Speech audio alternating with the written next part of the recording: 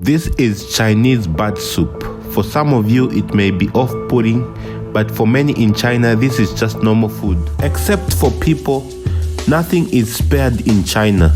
Everything is on the menu. Scorpions, spiders, cats, dogs, rats, cockroaches, crocodiles, and bugs found behind your couch.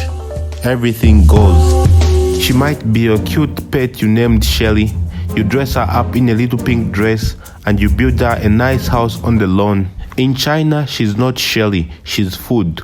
Some viewers may find the following video disturbing. Viewer discretion is advised.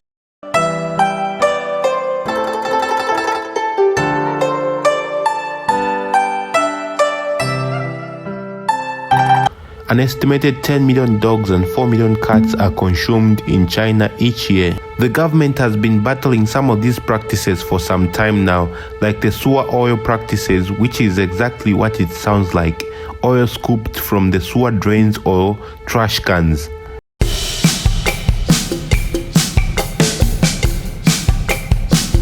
Different people around the world have different eating habits. This may be due to cultural or economic reasons. For example, chopsticks are common all across Asia and have been used for 3,000 years, while across the sub-Saharan Africa, people still eat with their hands for thousands of years. However, to understand the eating habits in China, we have to go way back in time. Way back. Vivid and terrible are the scenes in the famine areas of China today, with starvation following the ravages of 9 years of war. Hungry women pull the plow, doing the work of the animals stolen by the Japanese. Natural and man-made calamities can cause people to adapt their diets in response to hardship. As a measure of last resort, people turn to extreme measures just to survive. During the Battle of Stalingrad in World War II, conditions were extremely dire for both soldiers and civilians. People turned to eating bread made out of sawdust. And during the Great Depression in the 1930s, people ate dandelions as salads. China has had its share of calamities, from droughts to occupation of Japan, wars, and several famines that took millions of people. One that took a significant toll on China was the Great Chinese Famine, which claimed about 15 to 50 million people. This was all thanks to the policies of one great socialist leader and his vision for China, Mao Zedong. The great Supreme Commander, Chairman Mao, issued a world-shaking call to us. You should pay attention to state affairs and carry the great proletarian cultural revolution through to the end.